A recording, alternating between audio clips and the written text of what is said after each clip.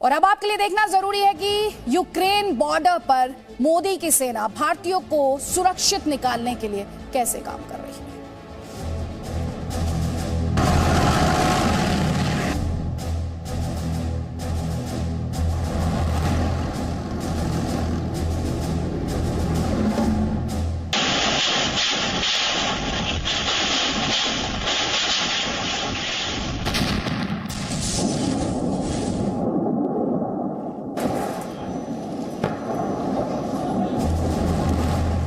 Putin ने दिखाई ताकत, कीव में कयामत।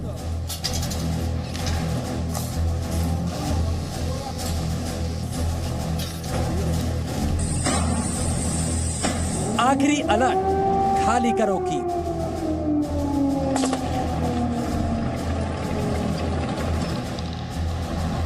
तब सायरन बज रही थी, हम लोग को बोला जाए शेल्टर में जा, लेकिन शेल्टर भी पूरा फुल था, तो हम लोग का निकलना ही एक उपाय बचा हुआ था। धमाके जारी, भारतीयों को बचाने की तैयारी।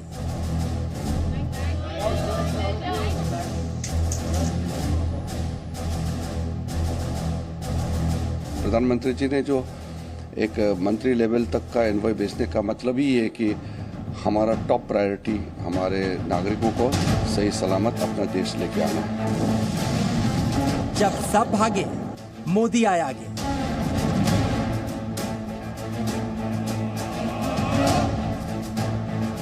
ऑपरेशन गंगा चलाकर हम यूक्रेन से भी हजारों भारतीयों को वापस ला रहे हैं। यूक्रेन बॉर्डर पर मोदी की सेना। तो आप जानते हैं कि यूक्रेन में इस वक्त दुनिया की सबसे खतरनाक लड़ाई लड़ी जा रही है और इस लड़ाई में एक तरफ शक्तिशाली रूस है तो दूसरी तरफ यूक्रेन, जिसे लगातार सपोर्ट मिल रहा है अमेरिका और नेटो के देशों का। लेकिन इस युद्ध में कोई पिस रहा है तो वो है यूक्रेन में जो लोग हैं। दुखद खबर आई एक भारतीय छात्र की मौत की और लड़ाई शुरू होने के बाद से ही भारतीय छात्रों के बड़ी संख्या में वहां पर फंसे होने की खबरें आती रही, जिनकी वापसी के लिए प्रधानमंत्री मोदी ने यूक्रेन बॉर्डर से लगे देशों में 4 मंत्रियों को भेजा है। वहीं वायुसेना के C-17 ग्लोबमास्टर को भी ऑपरेशन गंगा का हिस्सा बनाने की तैयारी है। गोलाबारी में एक भारतीय छात्र की मौत की खबर जी न्यूज पर हम आपको लगातार दे रहे हैं और साथ ही रूस के हमले तेज करने की चेतावनी के बाद अब भारत सरकार की कोशिश लगातार ये कि भारतीय छात्रों को जल्द से जल्द इस वॉर जोन से निकाला जाए।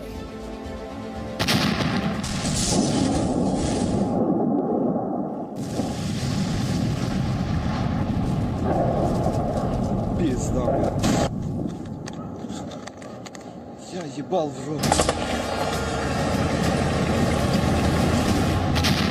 यूक्रेन पर रूस के हमले का छठा दिन।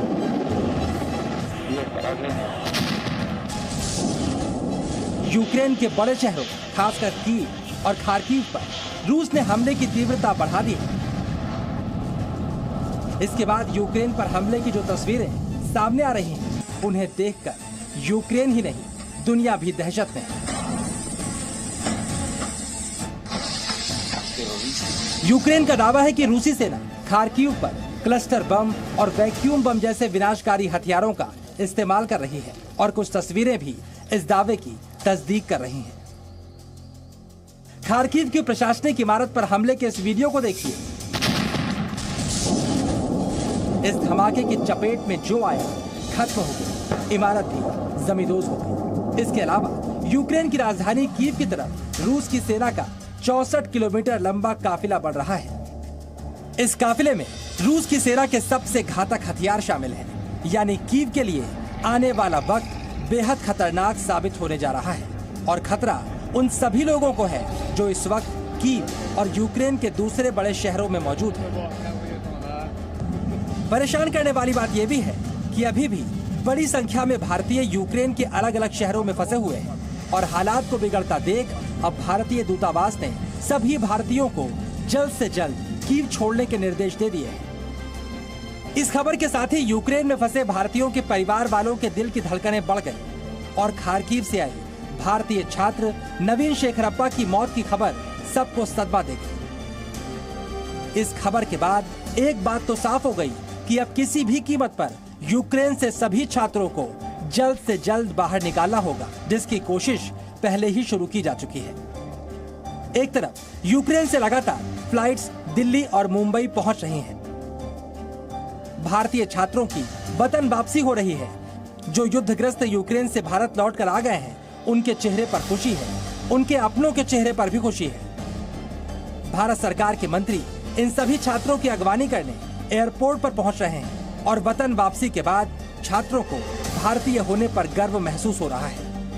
अच्छा था, इंडियन एम्बेसी हेल्प कर रही थी। रोमानिया में जैसे पहुंच गए, उन्होंने हमें खाना प्रोवाइड किया, शेल्टर प्रोवाइड किया, बसेस प्रोवाइड की बुचारेस्ट एयरपोर्ट तक पहुंचने के लिए।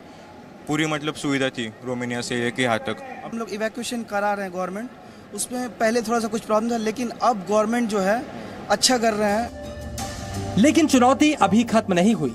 यूक्रेन में हो रहे हर धमाके के साथ मुश्किल भी बढ़ रही है। 6 दिन से यूक्रेन की सेना को नहीं झुका सके पुतिन ने आक्रमण को टॉप गियर में डाल दिया है। यानी अब सबसे भीषण हमले शुरू हो चुके हैं। ऐसे में यूक्रेन में अब भी फंसे भारतीयों को वहां से निकालना और मुश्किल हो गया। देखिए, सहूलियत ये मिलेगी कि ग्लोब मास्टर से एक बार में 400-500 लोग लाए जा सकते हैं, लेकिन वो भेड़ बकरियों की तरह बैठ के उनको आना पड़ेगा, क्योंकि ग्लोब मास्टर जो है वो एक ट्रांसपोर्ट प्लेन है। आपने देखा होगा कि अफ़गानिस्तान से जब रेस्क्यू ऑपरेशन हुआ था, स्पेशली अमेरिका का, तो अमेरिका ने भी उसी तरह के ट्रांसपोर्ट प्लेन से वो किया था। सब लोग बैठ करके सिक्योर के ज़मीन पे उसके प्लेन के फ्लोट पे बैठे थे। तो सहूलियत यही होगी कि दुगना तिगुनी तेज़ी से आएंगे लोग, लेकिन लोग थोड़ा कष्ट में आएंगे। ऐसे नहीं जैसे एयर इंडिया की रेगुलर कमर्शियल फ्लाइट से जो चार्टर फ्लाइट बन के गई थी, उससे आए। एक तरफ यूक्रेन में वॉर टॉप गियर में शुरू हो चुकी है, तो भारत सरकार ने भी भारतीयों को निकालने की तैयारी टॉप लेवल तक पहुंचा दी है। इसी मिशन के साथ मोदी सरकार के 4 मंत्री भी यूक्रेन बॉर्डर पर मौजूद देशों पोलैंड, रोमानिया, हंगरी और स्लोवाकिया के लिए रवाना हो चुके हैं या फिर होने वाले हैं। नागरिक उड्डयन राज्य मंत्री जनरल वीके सिंह पोलैंड पहुंच चुके हैं। हरदीप सिंह पुरी हंगरी रवाना हुए। केंद्रीय कानून मंत्री किरण रिजिजू स्लोवाकिया रवाना हो चुके हैं। नागरिक उड्डयन मंत्री ज्योतिरादित्य सिंधिया भी रोमानिया और मोल्डोवा रवाना हो चुके हैं। यूक्रेन बॉर्डर से सटे देशों के जरिए भारतीयों को निकालने में कोई परेशानी न हो, इसके लिए भी मोदी सरकार एक्टिव है।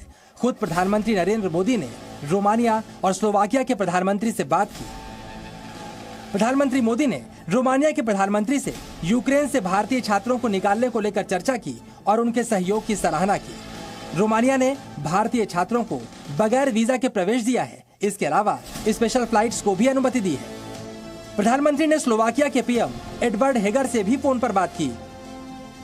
स्लोवाकिया से भी प्रधानमंत्री मोदी ने सहयोग जारी रखने की अपील की है। पीएम मोदी ने स्लोवाक प्रधानमंत्री को यूक्रेन से भारतीयों को निकालने के प्रयास की निगरानी के लिए अपने विशेष दूत के रूप में किरण रिजिजू की तैनाती की भी जानकारी दी, जो अपने मिशन पर रवाना भी हो चुके हैं। तो हमारे वहाँ ज़मीन पर एम्बेसडर और उनके सारे टीम काम कर रहे हैं, और भारत के और भी प्राइवेट सेक्टर के भी अगर कोई हैं, उनसे भी हम संपर्क में कर रहे हैं। तो एक अच्छा कोऑर्डिनेशन रहेगा। प्रधानमंत्री जी ने जो एक मंत्री लेवल तक का एनवॉय भेजने का मतलब ही है कि हमारा टॉप प्रायोरिटी हमारे नागरिकों को सही सलामत अपना देश लेके आना है। इसके अलावा यूक्रेन से भारतीयों को बाहर निकालने की मुहिम में और तेजी लाने के लिए अब भारतीय वायुसेना भी अपना योगदान देने वाली है। प्रधानमंत्री नरेंद्र मोदी ने एयरफोर्स से कम समय में अधिक लोगों को निकालने के लिए मदद करने के लिए कहा, और अब भारतीय वायुसेना ऑपरेशन गंगा में कई C-17 विमानों की तैनाती कर रही है। यानी अब C-17 ग्लोब मास्टर और IL-76 भी इस मुहिम से जुड़ने को तैयार है। जैसे कि मैंने बताया, इस विमान की खासियत यह है कि चूंकि इससे काफ़ी ज़्यादा मात्रा में काफ़ी ज़्यादा भारी वजन ले जाया जा सकता है। ये ट्रांसपोर्ट व्हीकल होते हैं, इससे टैंक भी ले जाए जाते हैं और इससे और भी ट्रक्स वगैरह ले जाए जाते हैं। तो इससे ज़्यादा से ज़्यादा संख्या में ह्यूमन बींग्स ले जाए जा सकेंगे। जहाँ प्लेन में 200 लोग ले जाए जाते हैं, वहाँ इसमें 500-600 लोग और कभी कभी 700 लोग भी सिक्योर के बैठ सकते हैं। तो ये सबसे बड़ी चीज़ होगी कि जहाँ अभी 2 दिन में या 3 दिन में जहाँ अभी 1800 लोग ले जाए गए हैं, वहाँ एक ही दिन में दो फ्लाइट करके 1800 आ सकते हैं। चलिए अब हम आपको समझाते हैं आखिरकार क्यों C-17 ग्लोब मास्टर यूक्रेन से लोगों को बाहर निकालने में गेम चेंजर साबित हो सकते हैं। C-17 ग्लोबमास्टर दुनिया के सबसे बड़े मालवाहक विमानों में शामिल है। ये 500 से ज्यादा लोगों को एक साथ लाने में सक्षम है। C-17 ग्लोबमास्टर 75,000 किलो का वजन उठा सकता है और एक बार में 4,500 किलोमीटर की यात्रा तय कर सकता है। C-17 ग्लोबमास्टर इससे पहले भी ऐसे ऑपरेशन में अपनी काबिलियत साबित कर चुके हैं। C-17 ग्लोबमास्टर ने अफगानिस्तान में अशांति के दौरान 640 लोगों को लेकर उड़ान भरी थी। भारतीय वायुसेना ने C-17 ग्लोबमास्टर विमान से भारतीयों को काबुल से 2 बार एयरलिफ्ट किया था। मुझे नहीं ख्याल है कि भारत ने कभी ऐसे C-72 को या ऐसे ग्लोबमास्टर को इस्तेमाल किया हो, क्योंकि भारत ने जब भी और भी फ्लाइट्स मैंने भी दो रेस्क्यू ऑपरेशंस हैंडल किए हैं, उसमें भी रेगुलर कमर्शियल प्लेन्स को चार्टर फ्लाइट में बदल करके ले जाया गया। इसके अलावा यूक्रेन में भारतीय की मौत के बाद भारत सरकार ने रूस और यूक्रेन के राजदूतों को भी तलब किया और भारतीयों की सुरक्षा और यूक्रेन से सकुशल वापसी का मुद्दा उठाया गया। कुल मिलाकर ऑपरेशन गंगा के लिए भारत सरकार ने कमर कस ली है। हालात जितने खराब होते जा रहे हैं, भारतीयों को यूक्रेन से निकालने की कोशिशें भी उतनी तेज होती जा रही हैं। Bureau report, ji media. Presenting B News app, available on Google Play and App Store. Download it now.